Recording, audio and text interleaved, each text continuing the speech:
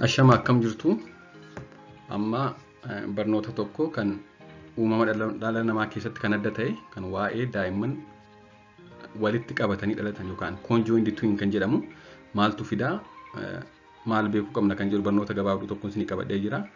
Kanas immoo akkan qabadhee dhuuf kan na taasise har'a hospitaala biyya keenyaa tokko keessatti wanti kun uumameera yookaan argameera jechuudha. Yeroo baay'ee mul'ata. Mee kana maatiin maal beekuu qabu akka armaan gaditti dhaggeeffadha. Lakkuu jechuun daa'ima lama al tokkotti ulfaa'uu akkasumas immoo da'uu jechuudha. Lakkuun gosa lamatu jira.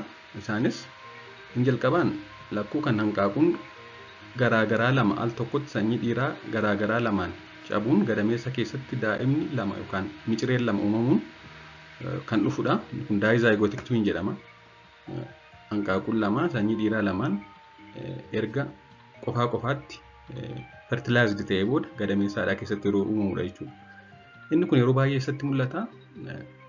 Dubartoota yeroo sadaffaa arfaffaadhaan ulfa lammaffaa ol kan ta'an biratti mul'ata. Akkasumas immoo amala sanyiin deemuu qaban kun inni daayizaayigootik twin jedhamu kun.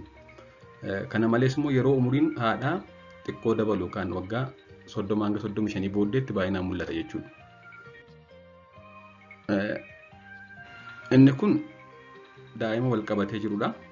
Kun kan amma isin jedhe kan hospitaala ta'etti mul'atedha naannoo keenyatti jechuudha.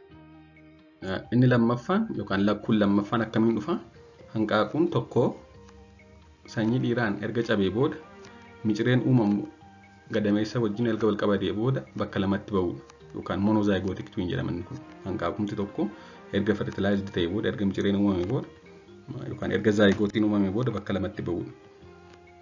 Inni kun amala sanyiidhaan deemuu qabu akkasumas umurii haadhaa wajjin waan wal qabatu qabu.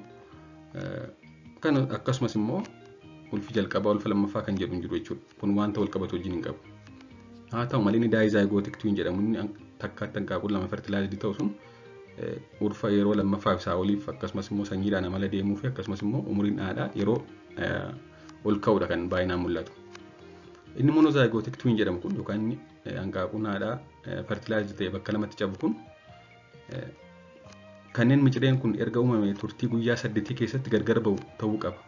Hanqaaquun sun erga fertilized ta'e booda erga micireen uumame booda micireen sun guyyaa 8 keessatti gargar ba'uu qaba jechuudha.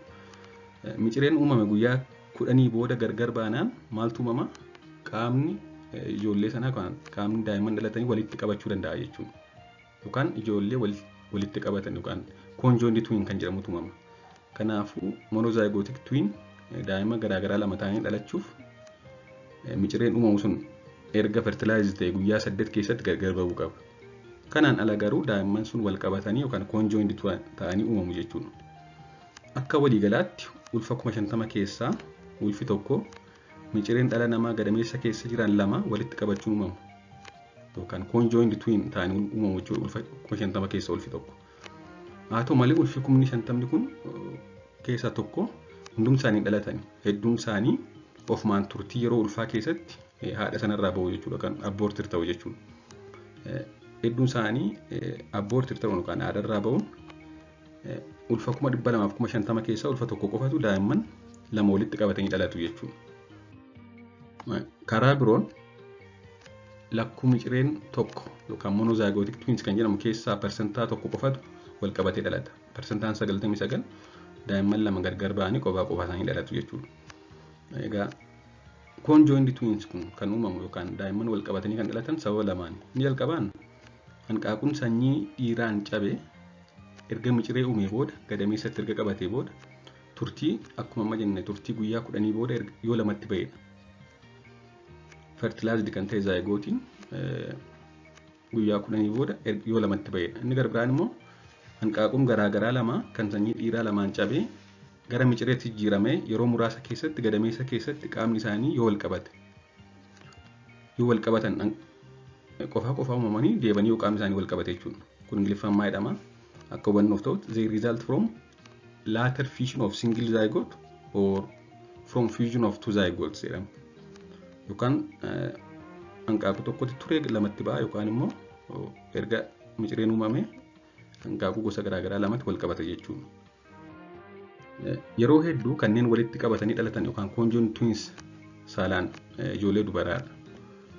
Yeroo hedduu qaama isaanii keessaa bakki walitti qabatus immoo laphee fi garaa isaanii yookaan tooraa koonfaaloofagas jedhaman kun laphee fi garaan isaanii persentaa 28 kan ta'an biratti isa kanatti mul'ata. Laphee fi garaa isaanii wal qabata. Persentaa 18 kan ta'an immoo laphee isaanii qofatu wal qabata yookaan tooraa koonfaagas jedhaman kun. Kan garaan isaanii qofti wal qabatu immoo koonfaaloofagas jedhama.